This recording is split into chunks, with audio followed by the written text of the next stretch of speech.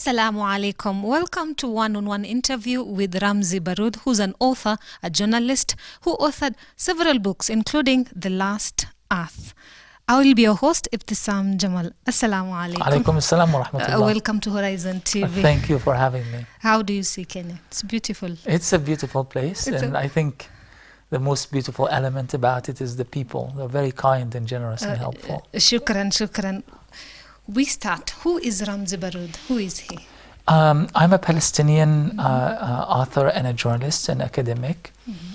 My focus is on what we call people history or history from below. It's a whole new approach of telling the story of Palestine and through the stories of ordinary people who lived the struggle in Palestine for the last 70 years, and yet who are the most marginalized in the way we understand and we tell the story of Palestine. I live in Seattle, Washington, and I get to travel a lot throughout the Middle East and the rest of the world, speaking about Palestine and reaching out to various communities. MashaAllah. What brings you to Kenya? I come to Kenya because I feel like it's a belated visit. I've been to over 45 countries. And I think one of the mistakes that we have made as Palestinians for many years is we kind of neglected what I consider our strategic depth.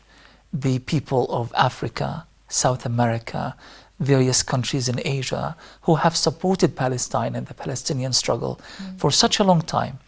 And unfortunately, because of circumstances sometimes out of our control, our focus has been on London, Oslo, Madrid, Washington, New York, and so forth, that we are losing this strategic depth. Sadly, Israel has kind of discovered that it is so important that you go and connect with these countries that constantly vote for Palestine at the United Nations, and they are trying to use, manipulate their technological advancements and economic power in order for them to get some of these African countries to their side, in order for them to vote against Palestine at the United Nations. So it's kind of our way of saying enough is enough. We need to go back and connect with our comrades, our brothers, our sisters in various African countries that have naturally been our allies throughout the years. You'll be launching a book here in Nairobi. Why choose Kenya, Nairobi to launch it here? It's for the same reason that I'm also choosing South Africa to launch my book there as well. I think it is important that we, number one, that we do not take African audiences for granted, simply because we are the people of the South, simply because we have common history of struggle and solidarity. It doesn't mean that there is that needed understanding that we need to build informed solidarity. So I need to engage with Kenyan people, with Kenyan intellectuals, with professionals in the various media fields to get the conversation going from a Palestinian point of view, because unfortunately that point of view has been marginalized in the media. And it's important that we bring it back to the core of the discussion here in Kenya as elsewhere in Africa as well. We all see the challenges facing Palestinians. Can you expound to us more challenges that they face in the struggle to attain their dignity and freedom? Absolutely. As we know, Palestine ceased to exist as a country in 1948 when the state of Israel was established on top of the ruins of Palestine. Nearly 1 million Palestinians became refugees when Israel ethnically cleansed most of Palestine from its indigenous native population, building the state of Israel. The act of building Israel happened at the expense of the very destruction of Palestine. Now there are 5.9 million Palestinian refugees registered with the United Nations, recognized as refugees. Palestine in its historic form has been largely destroyed. Palestinians, millions of them live in refugee camps. But we also have some of the most educated people, not just in the Middle East, but worldwide. The Palestinian intelligentsia, well-educated Palestinian men and women, are the real assets of Palestine. And they are taking the message of their people to the rest of the world. We are tired of living in this state of limbo for 71 years, having no rights, having no freedom, unable to, people like me, I can't go back to my own country to see my family. In fact, I haven't been back to Palestine except once for 25 years because of the Israeli blockade. Gaza is under siege. People are not able to get food, get to their hospitals, to get to their work, get to their universities. Palestine is effectively under siege. The United Nations has passed numerous resolutions calling for investigating Israeli war crimes, calling for the freedom of the Palestinian people, calling for an independent Palestinian state. Israel is absolutely relentless in its refusal to do so. Palestine is currently living in a state of apartheid, in fact, even worse than South African apartheid when it was happening before the early 1990s. We are living effectively in a state of apartheid, a constant state of war. And not only is this shattering the Palestinian nation, but it's destabilizing the Middle East and destabilizing the entire region. And until the justice for Palestine is restored, there will never be peace in the Middle East, not now or ever. The city of Al-Quds, Jerusalem, is dear to Muslims. It's the home of Masjid al-Aqsa. It's the third holiest site after Mecca and Medina. Do you think the recognition of Jerusalem as the capital city of Israel by the United States had on any status of Al-Quds among Muslims? Does it change anything? Of course, it changes. It changes a lot, and it changes little. It depends on how you see it. From an Israeli perspective, from the American decision to move their embassy from Tel Aviv to Jerusalem and to recognize Jerusalem as the unified capital of Israel is, in their opinion, it's the most important recognition they can receive, because it basically, from their perspective, cancels out United Nations resolutions. That's all that matters. Is Jerusalem is now ours and forever. From an Israeli point of view, but from our point of view as Palestinians, it changes nothing, because international legitimacy is not bestowed by Washington, and Donald Trump does not represent the international community. As far as the international community, as represented in the United Nations, is concerned, Jerusalem, East Jerusalem, is an occupied Palestinian city that belongs to the Palestinian people, being Muslims and being Christians. Palestinian holy sites, whether Al-Masjid al-Aqsa or and other Islamic sites and Christian sites as well, are illegally conquered and occupied by Israel. And no other country in the world, aside from the United States, is to follow Washington's leads and to recognize Jerusalem as an Israeli capital. I think it's also important for Muslims to understand something about Al-Masjid al-Aqsa. For us Palestinians, not just Muslims, but Christians as well, we see our holy sites as a symbol for our persistence as a nation, for our durability, for our resistance as a nation. We don't see Al-Masjid al-Aqsa as a place that is isolated from the greater Palestinian struggle for freedom. Unfortunately, I noticed among some Muslim communities around the world, they see Al-Masjid al-Aqsa in isolation from the situation in Palestine. They know Al-Masjid al-Aqsa as if their reference is to the building itself, to the site itself, not to the site in which many Palestinians fought and died fighting for their freedom throughout the years. So it's so important that our understanding of Al-Masjid al-Aqsa is based on the narrative of the Palestinian people and the understanding of the Palestinian people. Al-Masjid al-Aqsa is a symbol of our nationhood, is a symbol of our struggle and our resistance. It cannot be seen in isolation from it. What that practically means, that as a Muslim coming from Kenya or coming from South Africa or anywhere else, you can't go to Israel, land in an Israeli airport, take an Israeli cab, stay in an Israeli hotel in order for you to pray at Al-Masjid Al-Aqsa. You are not doing us a favor. You are actually violating our call for boycotting Israel. You are validating the Israeli government. You are validating the Israeli apartheid.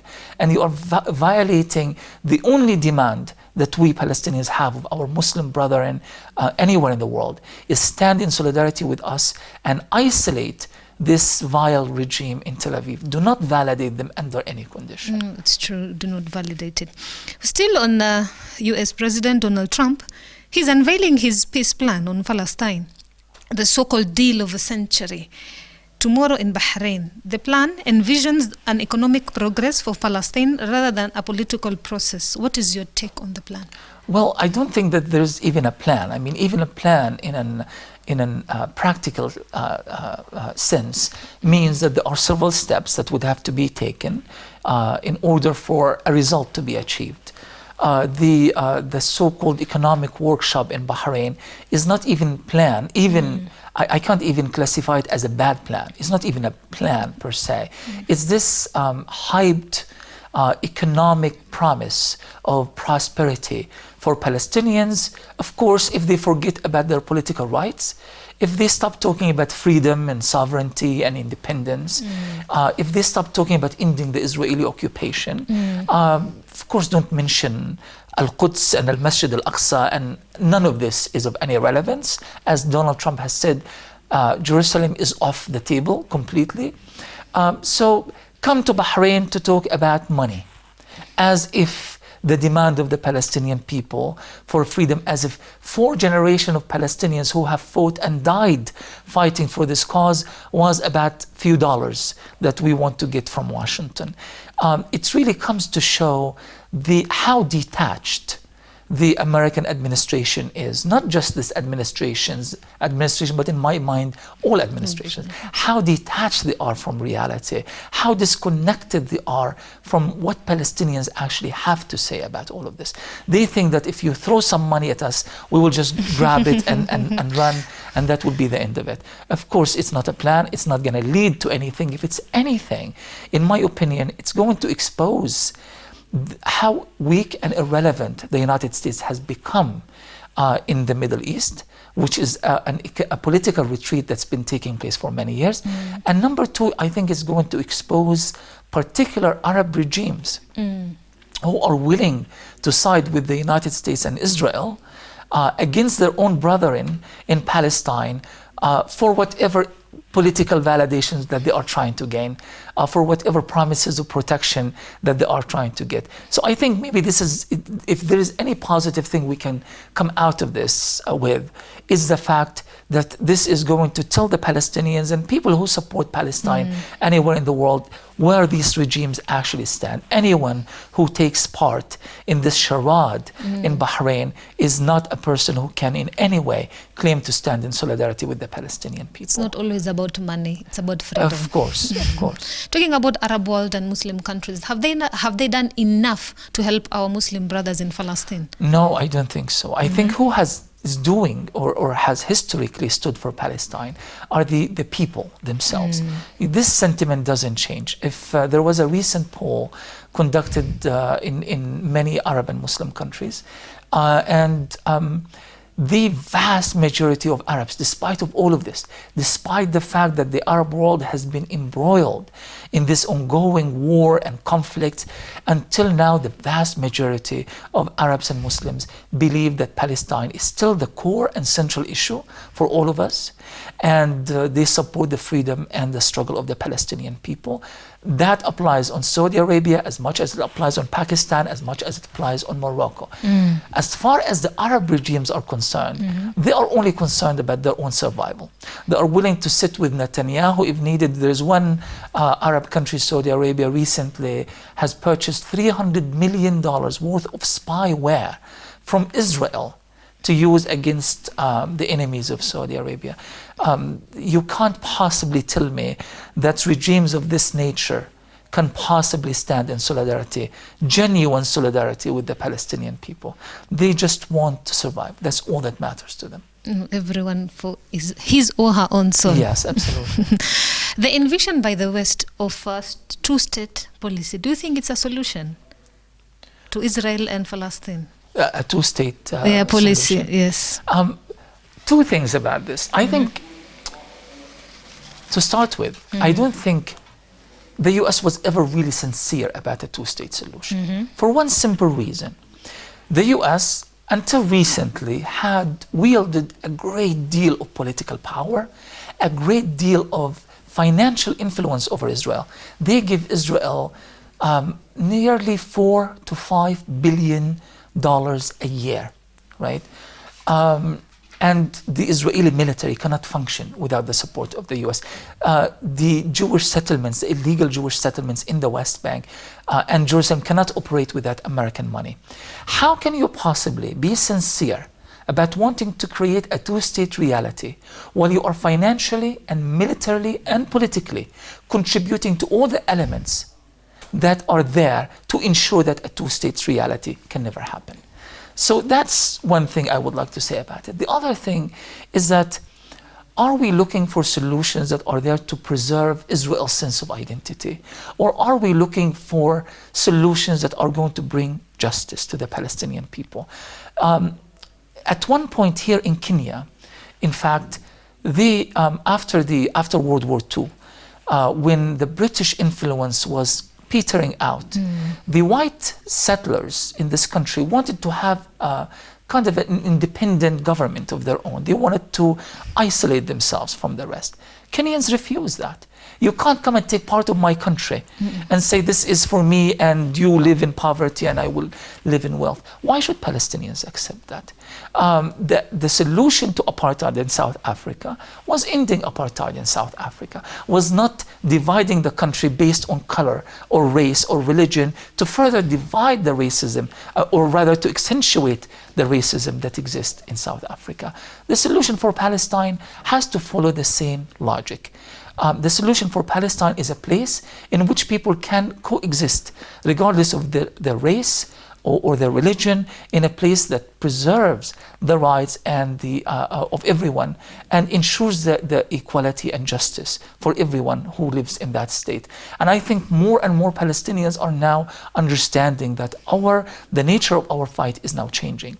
It is going to be a fight for equal rights in that place, as opposed to chasing American mirages about a country that was never really intended to exist in the first place. We go on with our questions. What do you think of the boycott, divestment and sanctions BDS movement? The boycott of South Africa during the apartheid policy was instrumental in facing and forcing it to abandon discriminatory policy against blacks. Can this movement help Palestinians' rights be recognized? Absolutely.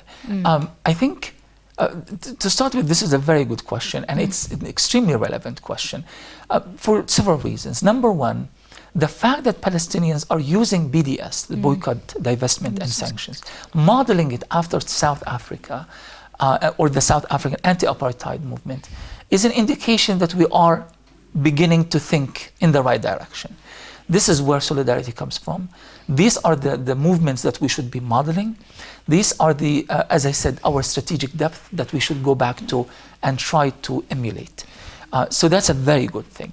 Number two, for a long time, people outside Palestine always asked, what can we do as ordinary people, as civil society, whether living in Africa, in South America, or in Europe? What do we do to help Palestinians? They find it extremely frustrating that they feel helpless, as they watch TV, massacre after massacre, war after war. BDS gives them that platform of solidarity. The simple act of not buying Israeli products, not engaging with Israelis, not validating the Israeli government is an act of solidarity. The very act of going to a grocery store and looking at Israeli hummus and saying, I'm not going to buy this because it's Israeli hummus is a political decision, and it's an act of solidarity. So it is, and BDS in the last 10 plus years have achieved so much in terms of unifying the pro-Palestinian movement worldwide around similar ideals. I'm not saying that our movement doesn't have faults. There's so much that we need to learn, so much that we need to change and need to fix, but we are definitely going in the right direction as far as BDS is concerned. Can BDS also be replicated here in Kenya? Of course, we have to have a BDS component in every part of the world. But I would say to our brothers and sisters in Kenya, even if you are not part of a movement per se, and I think if you get the chance to participate in an organized efforts to create political pressure, to provide real solidarity, even in charity, whichever you can, organized work is always very important. But if for whatever reason you can't do that, you still can be part of the BDS movement by showing solidarity and making decisions, because Israel has been trying to, or has succeeded unfortunately, of penetrating various aspects of African lives and Kenyan life in particular, in the economy, in agriculture, in politics and all of that. And we need to deny them this leverage. They shouldn't have this leverage. The Kenyan society should be squarely on the side of Palestinians, because frankly, and maybe I'm being a little bit too bold with this statement, but I believe that if you do not support the Palestinian people, you are betraying the very legacy of your own anti-colonial struggle in this country. You have, there are certain parts of your history.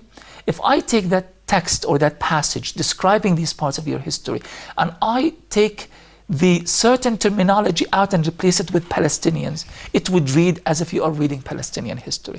It's one and the same. So you can't possibly be true to yourself as a Kenyan nation if you do not stand in solidarity with your brothers and sisters in Palestine. Fighting for what is right. Absolutely. Palestinians are seen as terrorists who do not want peace just because they're fighting Israelis. Yeah. What do you think of that? What's your take? Well, let's look at what happened in the last Israeli invasion and war in Gaza, 2014, right? Forget about everything else. Let's just isolate that single event. 2,300 plus Palestinians were killed. 90% of them were civilians. About 500 of them were children, right? Hundreds of hospitals, schools, and mosques and churches were destroyed. Thousands, tens of thousands of homes were entirely demolished. How many Israelis were killed during that time? 70 Israelis. The vast majority of them were soldiers in Gaza itself. Who is the terrorist? Where is the real terrorism here? Because if we are going to be using the term terrorist as a political term, well, it's so easy. Anybody can lob the term and use it in any context, no matter how inappropriate. But if we are to use it in an intellectual context, then we have to understand what it means. The terrorizing of the Palestinian population, generation after generation for 70 years, that's terrorism. Terrorizing the children of Gaza, depriving them from life, freedom, education, healthcare, that's terrorism. Israel is the biggest country in terms of practicing state-sponsored terrorism. When Palestinians fight back, whether violently or peacefully, it's their right to resist. And if their act of terrorism, of fighting back, is an act of terrorism, then every anti-colonial movement in this continent is a terrorist movement. And these are the kind of terms that they have used with every anti-colonial movement. Every liberation struggle against the British, against the French, and against other Western colonial powers in this country was dubbed to be terrorist movements. And we are terrorists in that same context. So if we are going to challenge it within the African context, it has to be challenged within the Palestinian context. Otherwise, we are not being true to our own history anymore. It's very true. You'll be at Ufungamano House, which is here in Nairobi. Give us an outline discussion of reclaiming Palestine narrative. Right. So my take on our history is that if the history of Palestine, if the story of Palestine, and by the way, this applies to any other political context, if the history of Kenya is not told by Kenyans, by Kenyan intellectuals, it's not the true, authentic history of Kenya. You can't have someone else tell your own story. You have to own your own story. And that's what I'm talking about. I am talking about the need for Palestinians to reclaim and own their own story. So instead of being constantly on the defensive, trying to say, we are not terrorists, we are not anti-Semitic, we are not trying to kill the Jewish people, and so forth and so on. Enough with that. Let's tell the story from a Palestinian point of view, without being reactionary, without constantly being put on the spot. Let's reclaim the story in its entirety, not from the point of view of the elites, but rather from the point of view of ordinary people. And believe me, when the story is retold that way, it's going to be an entirely different story. And oftentimes, it's a very inspiring story. Yeah, as we see on our TVs, internet, the same story is told. The Palestinian story is being told by Israelis. Absolutely, absolutely. It shows a very different picture. Of course, entirely different picture. Even our history, like when you hear about the history of Palestine, you only hear about the history of Palestine as far as when Israel existed. 4,000 years of Palestinian history does not exist as far as academia and the media is concerned. It is very true.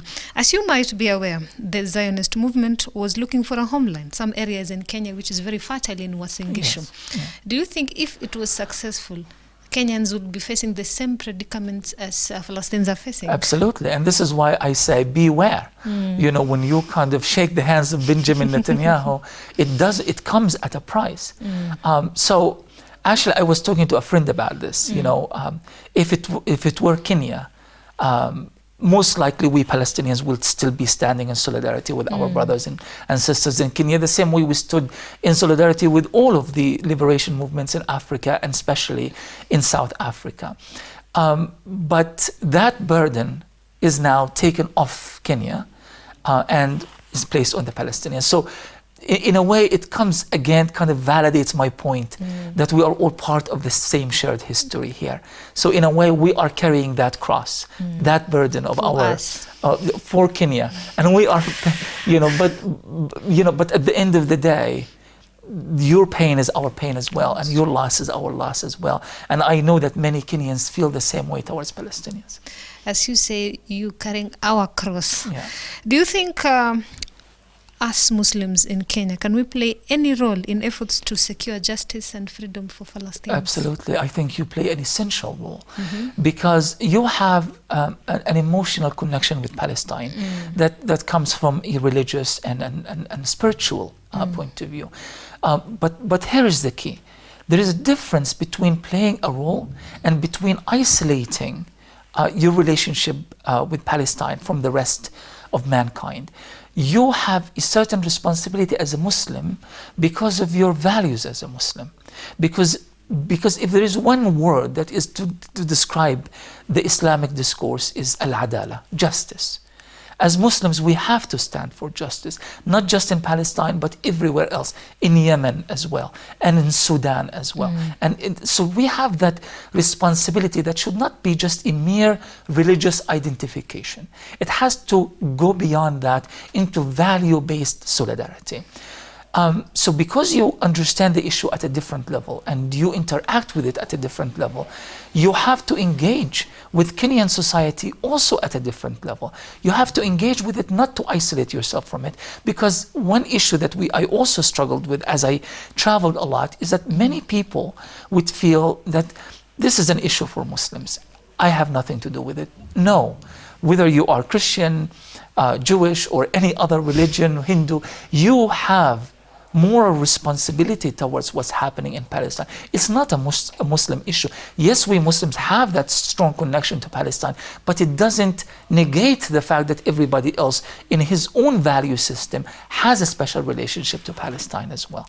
Finally, what would you tell Kenyans, both Muslims and non-Muslims? What's your advice for them? I would say to Kenyans, understand what's happening in Palestine in the context of your own history.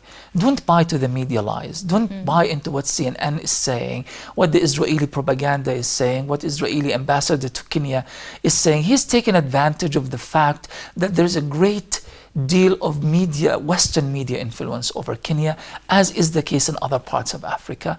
And they are trying to manipulate that kind of media-induced ignorance to manipulate your viewpoint. You can't do that. You can't disown your own history. You can't disown your own legacy, your own struggle for freedom, for human rights, and anti-colonialism.